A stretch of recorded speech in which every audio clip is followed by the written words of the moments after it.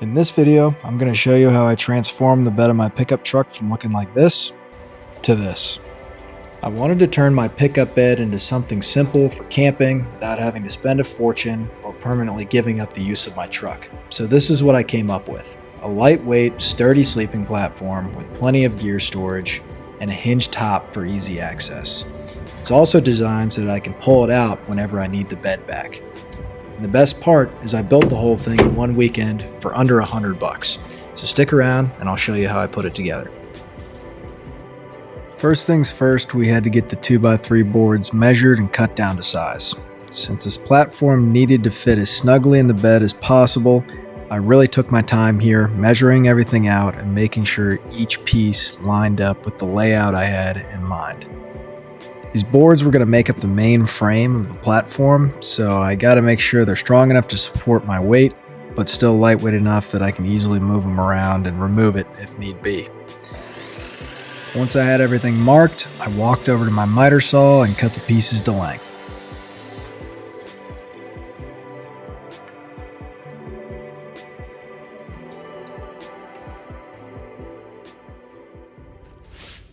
I went back over each of the boards by hand with sandpaper just to clean up rough edges and knock down any splinters.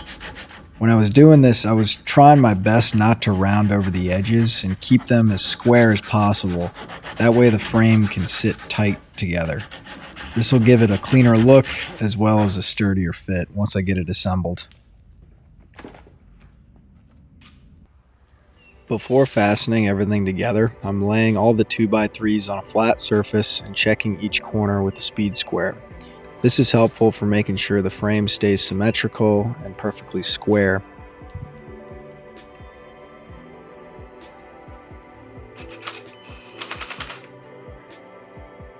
I'm using pocket screws here to pull the frame together.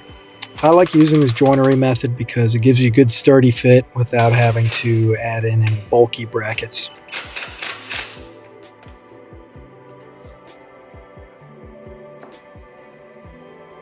For the cross members, I clamp everything in place first so nothing shifts around while I put the screws in.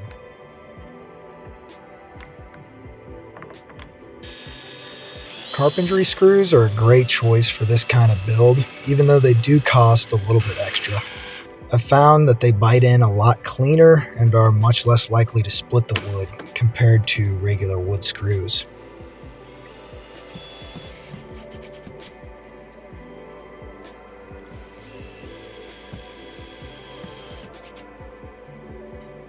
I designed this platform to sit over top of the wheel well, so the completed top half that you see here is perfectly rectangular, whereas the bottom half here is contoured around the wheel well. I made sure to get all the sanding done before I connected the two halves. That way it would just make it easier to reach all the corners and edges. And now for the moment of truth. Let's see if this thing fits.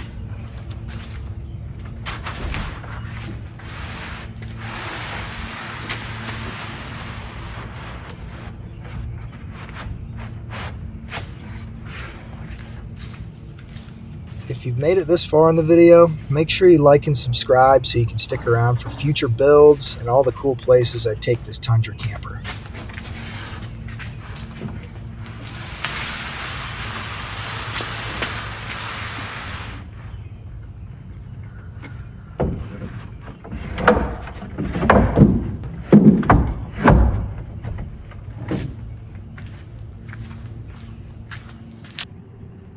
I was super pumped with how things were looking here.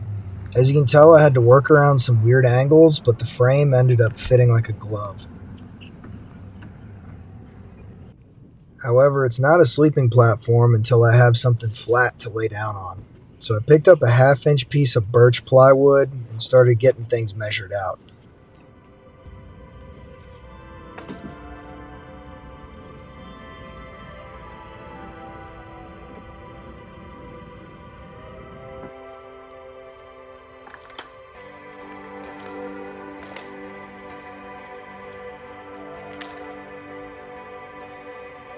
One trick I've learned is clamping down a piece of wood along the path that you intend to cut. This really helps with keeping that saw straight on line.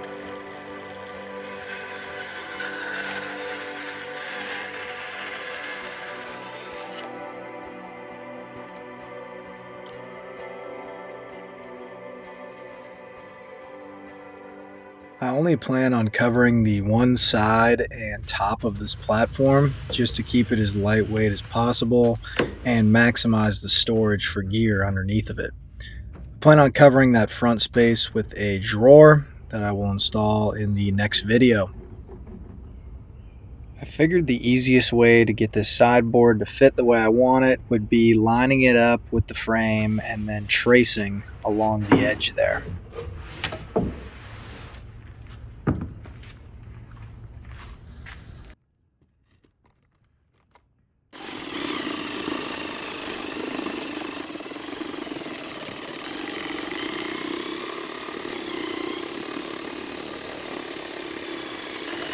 Having a jigsaw handy was essential for this build. It really let me get in there and make the perfect cuts around tight corners and edges. I had a scrolling blade attached, which made all the difference.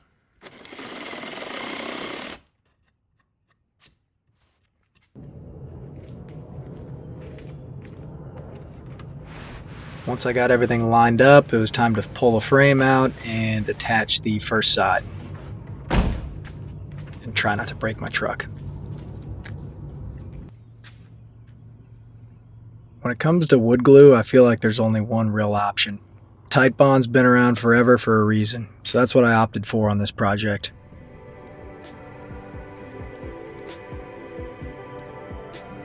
I went ahead and laid down a bead along every part of the frame that would be making contact with the sideboard.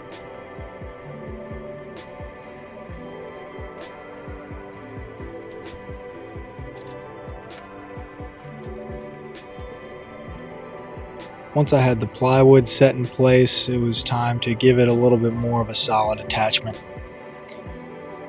Thankfully, I had access to a nail gun that I used for this. I was definitely worried about splitting this thin plywood along the edges, so definitely using a thin nail of some sort was the way to go here. But if you just have nails and a hammer, that works too. A nail gun just saves you time. Before letting this sit overnight, I stacked a few heavy objects on top just to ensure there was good contact while the glue cured.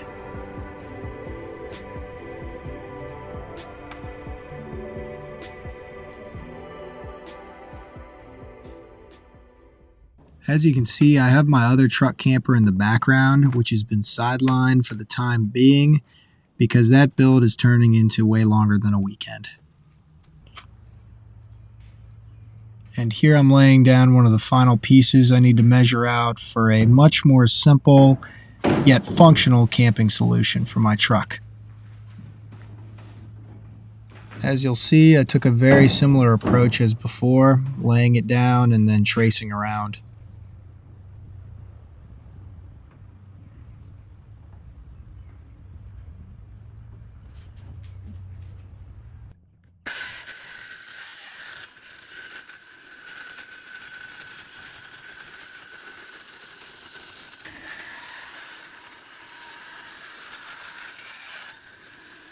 At this point, I got some solid practice under my belt, so I wasn't taking the extra time to clamp that board into place.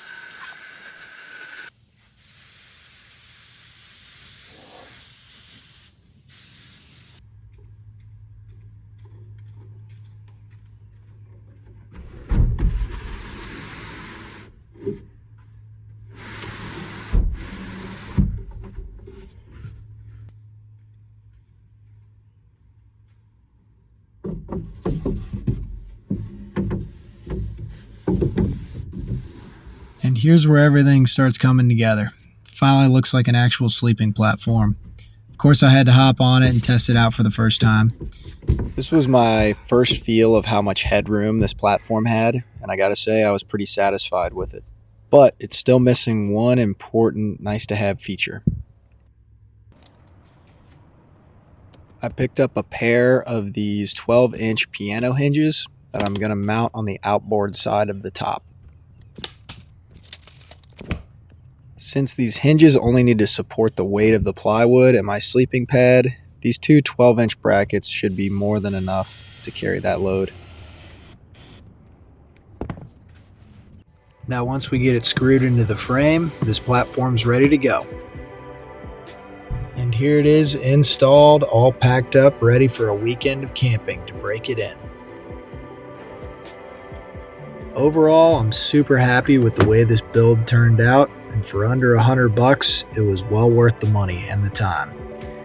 It's one more step in getting this truck fully dialed as an overlanding rig.